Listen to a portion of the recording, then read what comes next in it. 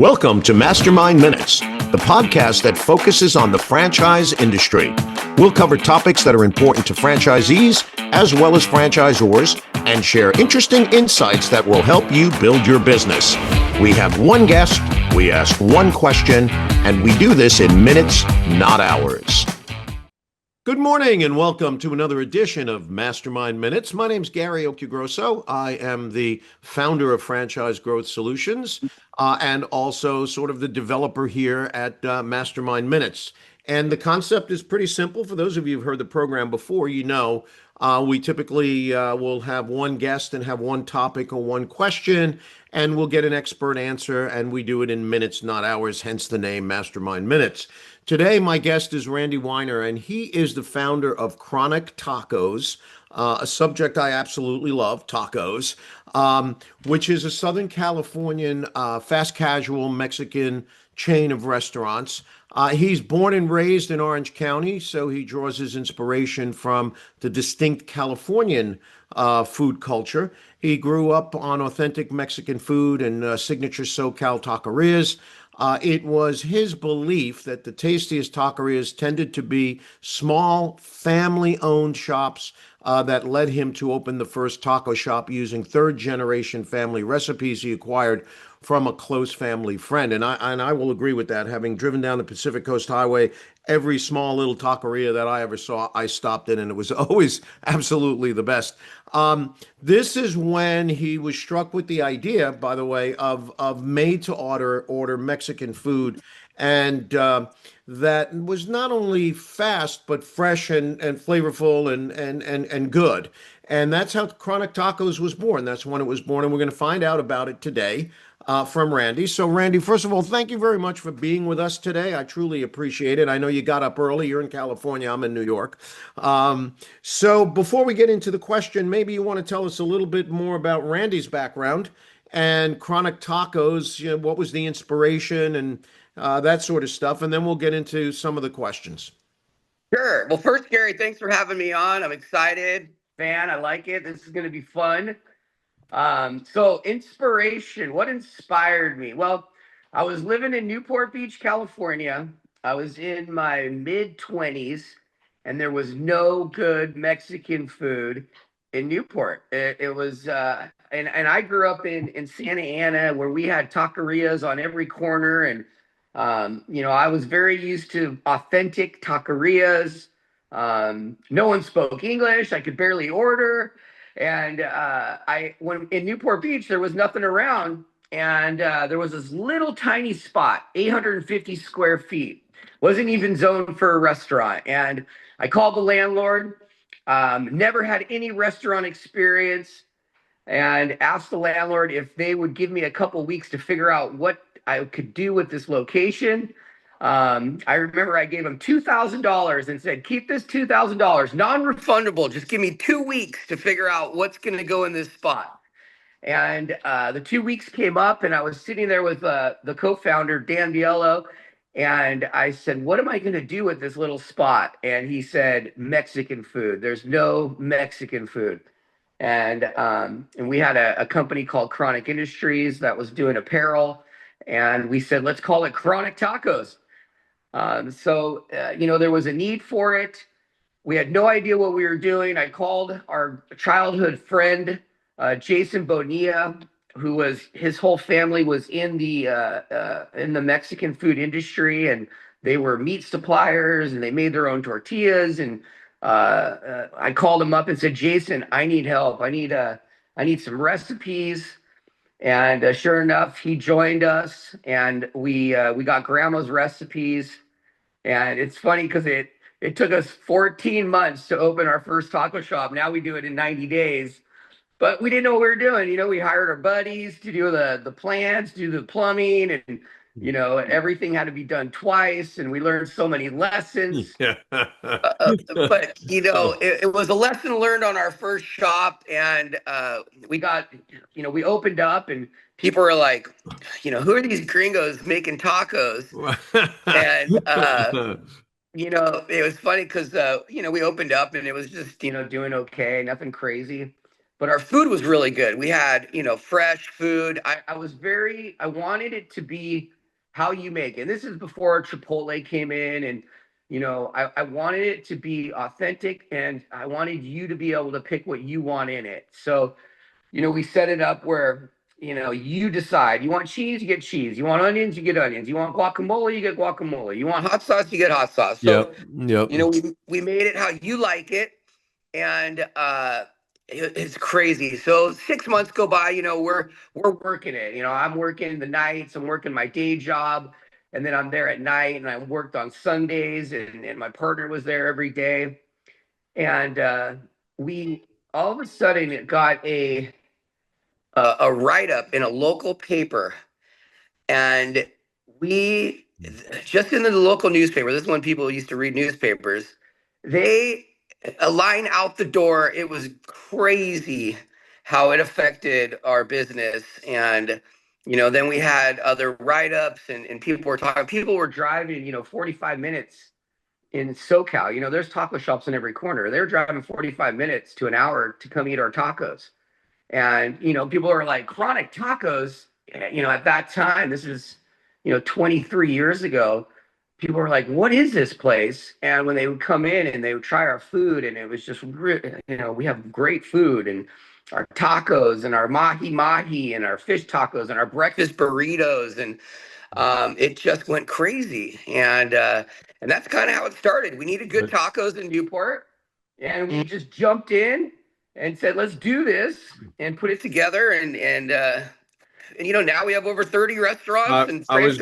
I was gonna ask. It sounds like you started what in 2020 in 2002, 2003? Yeah, 2002, first taco shop. And how many units do you have right now? We're about 32, and another 4 in development right now. And they're all franchised other than your original shops? How many you have? We have 8 corporate stores. That was a big thing for us to make sure that we maintained a good size of corporate stores to know Sure. what we're doing. Before I started franchising, I wanted to prove the concept, and we, the first year or two, we had 1 store, and then 2 years, our second store we opened 2 years later, and I was getting calls, like, I want to open a taco shop, and I didn't understand the franchise world then, and I was thinking, okay, well, we'll just partner with all these people, and then I was like, we should look into franchising, and that's kind of when we started meeting with other franchise companies and franchise attorneys and getting the whole grasp of what it is to franchise.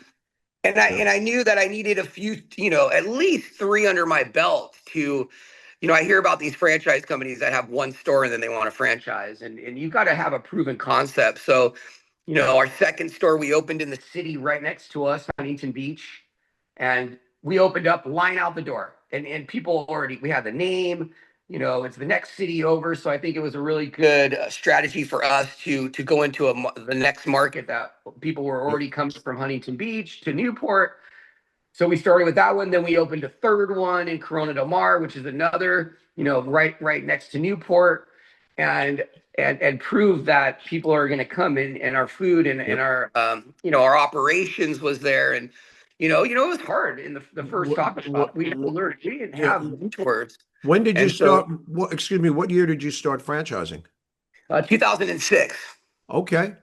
So the growth has been steady, but certainly not rapid compared to a lot of other brands. But sounds like it's been a steady, responsible growth, which is super, super important. So that kind of takes me to the question. And as you're growing now, how share with the audience how does the company, how do you and your partners kind of brainstorm about keeping true to the authenticity of the product, not compromising the integrity of the product? Because again, I mean, I've opened up thousands of restaurants or thousands of franchises, and I can tell you that as franchise companies grow, certainly ours, when they start to get into 50 or 100 units or expand into other markets, their biggest challenge is supply chain.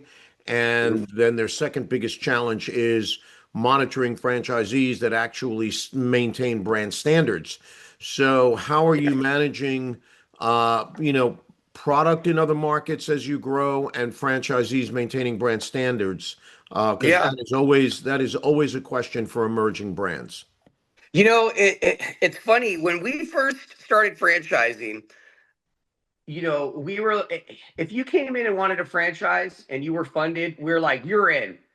And we learned our lesson. We learned that you need awesome operators. Yep. You need experienced operators.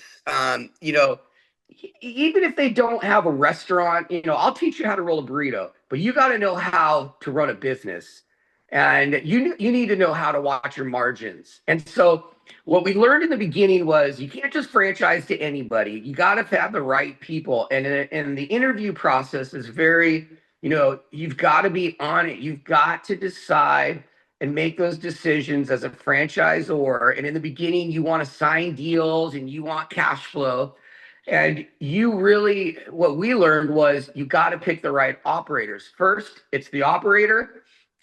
Distribution, yeah, you got all the big guys out there. It takes time to set up the distribution side of it for expansion. Whether it's the big guys, Cisco, U.S. Foods, whatever they are.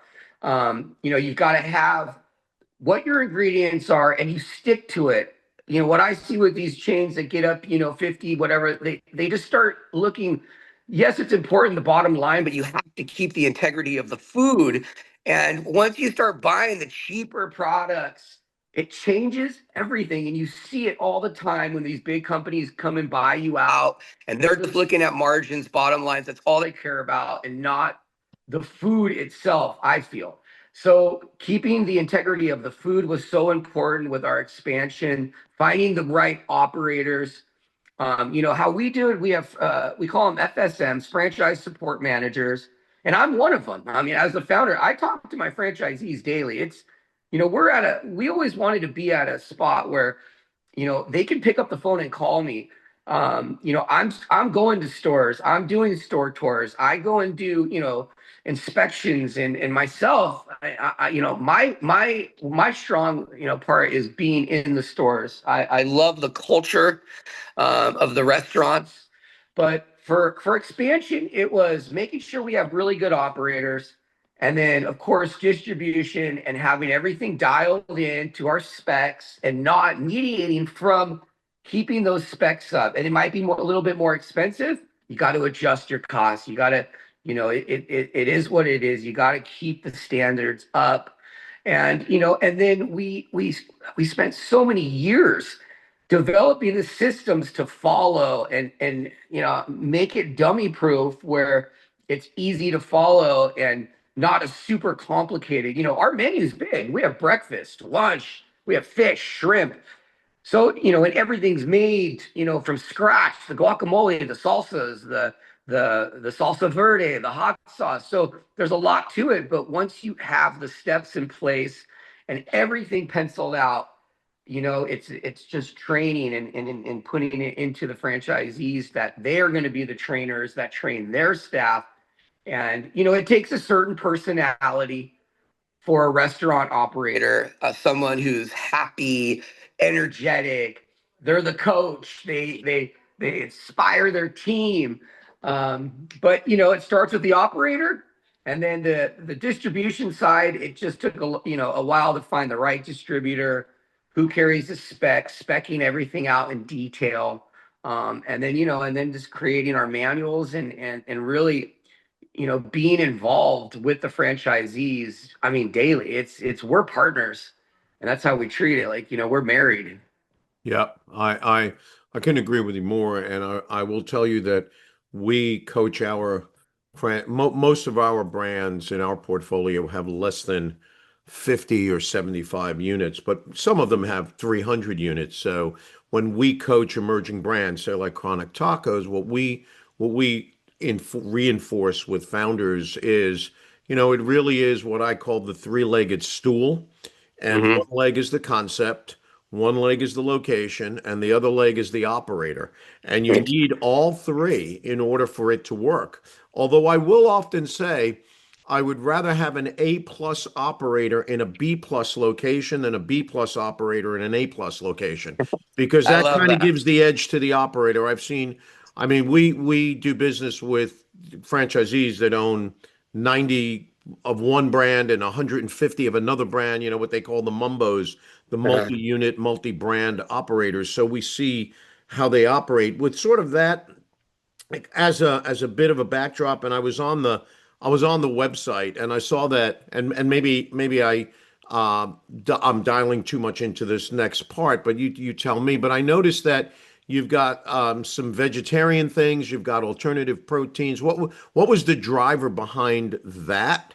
Because Mhm. obviously that's not typical, you know, Mexican cuisine.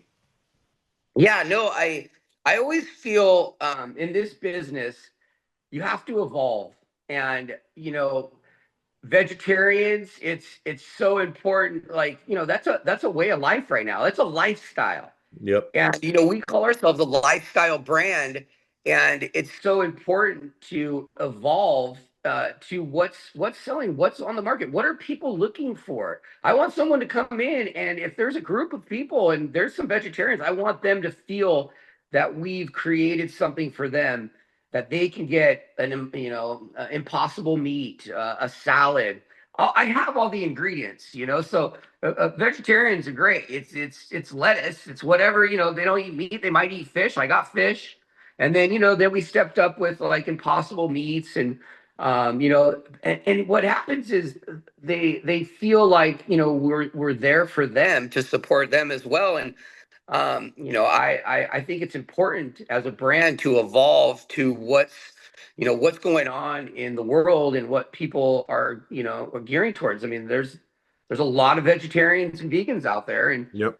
I want them to enjoy and be able to go to a taco shop with their family and friends and get what they need and what they want and what they choose their lifestyle to be like. So, it's and we're always evolving the menu. We're always looking at what's trending in the market. What are people gearing towards? And hey, we've struck out. We've tried things. It doesn't work. We remove it. And that's what I like about our chain. We could have a franchisee that has an idea. We'll run it in some stores and see how it flows. And if it goes well and it's selling, we put it on the menu. We listen to customers, what they want. So it's really like with our franchisees, we have a franchise advisory council that I have franchisees on the board, and we go like, hey, what's working, what's not, what are you hearing about inside the taco shops? What are people asking for? What do they want? And if there's something we don't have, let's look at it, see what it costs, and how we can make it work. And but evolving is so important. I see chains that just get stale. They got the same food. Food changes. Yep. Even these mom and pop shops, even as a chain, I always say like we're a chain, but we're locally owned. Everybody lives in wherever there's a taco shop. That person operating that store lives there and understands the community and what they're looking for and what they want as a product. And, Yep. and we're here to deliver it. Well, it all makes sense. I mean, the three things I'm hearing there is evolution of the brand, collaboration with franchisees, and then the third piece that again, we preach and teach is overcoming what I call the veto vote. So Hmm. if somebody, in your example, is vegetarian, they go, "Oh, I don't want to go to Chronic Tacos," you know, four or five people maybe out together, then it's almost like they killed the deal for everybody because that Yeah. one person can't get something they want. So I hear you. Yeah. As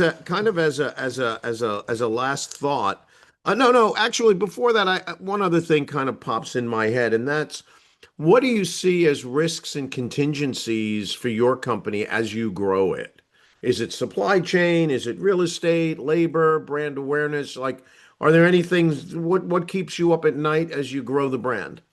I for us, we've realized, we had spurts. We grow fast. I think growing to what you can handle is important. You can't grow too fast in this business. Like you were said earlier, you touched on like locations. Locations are so key. I always tell our franchise, our prospects, or someone that's looking to franchise a business or a taco shop, you know, location is so important. Take your time. don't rush anything. We don't force it and say, oh, you have to open by this amount of time. No, we all as a team, the franchisee and us as a franchisor, make sure the locations are the right locations and we really do our homework. Supply chain, always important. What keeps me up at night is I want good operators. I want to find franchise operators that are in it. When somebody calls me and says I want to open a taco shop because I'm retiring, it makes me laugh. There's in this business you've got to be hands on um and I tell on my franchise calls and my sales calls, this is a hands-on business. You've got to be in it. This isn't just turn the lights on and leave and let the employees run it. You've got to be there to be the coach. And for me, I think it's just finding the right operators. Um, Supply chain, I think we've got it so dialed already, and we've been through, the bad parts of that. But for me, it's just making sure that I educate my franchisees, whether they're in the restaurant business or in another business, what this is all about and what it takes to be a good operator Yep. in the restaurant business. And that Yep. that's my, when I have a sales call, I always say, I'm here to tell you the good, the bad, the ugly. And this is going to be a journey and it's going to be work, but it's so fun and you can make money. And if you've got that personality, but it's finding those people, I think is sometimes a challenge, and then educating them on what this business takes to make it profitable Yeah. and run a good business. I hear you, and I agree. All right, kind of last thought on legacy. What would you, if you could define the legacy you want for Chronic Tacos to leave behind, sort of in the industry and in the world?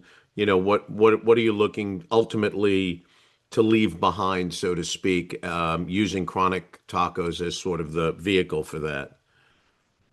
When I first started this, I I always dreamed Chronic Tacos would be a household name.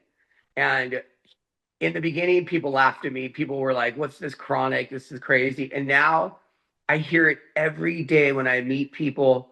Oh my gosh, I grew up on chronic tacos. It's such a big part of my life. And that's the legacy that I want to leave, is that I want people to talk about chronic tacos and say, you know what? This guy from Newport Beach, not educated, opened up a taco shop, took a chance, and now is nationwide in other countries, and it's become a household name. And I want to keep that going. And I want to bring good food and good California inspired Mexican food all over the US and anywhere that people are looking for that. So the legacy is again, Chronic Tacos is a household name, and that's what I want to keep building. I want my kids to grow up at school and hear about, oh my gosh, I love chronic tacos, and just keep this going. It's been such a rad journey. I have no regrets. I've just been blessed with this. Great, and that's a great last thought on legacy. I love that because what it tells me, and what I'm sure it tells the audience, is that you're not driven by the P&L. Yeah, the P&L is important, but you're driven by, what's the mark you're going to make on the planet. Well, we've been speaking with Randy Wyner, who's the founder of Chronic Tacos. Randy, thank you so much for being with us. We look forward to seeing you here on the East Coast at some point in the future, not just you, but the brand. And again, if folks want to reach out to you and learn more about Chronic Tacos, what's the best way to do that? Yeah, of course, our website, chronictacos.com, has all of our information on there. You can always email me at randy@chronictacos.com. But yeah, come on, check out our website and you'll see everything on there. Great. Well, again, thank you so much for getting up early and spending the time with us today. Thank you, Gary. I really appreciate your time, and this was awesome. Thank you. Thank you.